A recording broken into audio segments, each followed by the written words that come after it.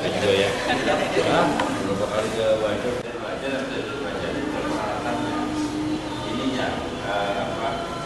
kita juga mau ingin melakukan satu proses karena ini adalah sebetulnya ada yang kuat pesan di sini gitu ya, artinya semacam daerah religius ya kan, dari keistimewaan ya kan, daerah pendidikan ya kan. Nah, makanya kemudian kita ingin memastikan mendorong adanya sertifikasi tanah wakaf ya kan, di sini harus terjadi secara masif, secara intensif, secara besar-besaran dan meluas karena kita ingin katakan bahwa jangan sampai kemudian seolah berdirinya di sini kan banyak ya kan, ada masjid, ada musola, ada menasa ya kan, ada dayah ya, pesantren dayah banyak, itu tidak bersertifikat gitu.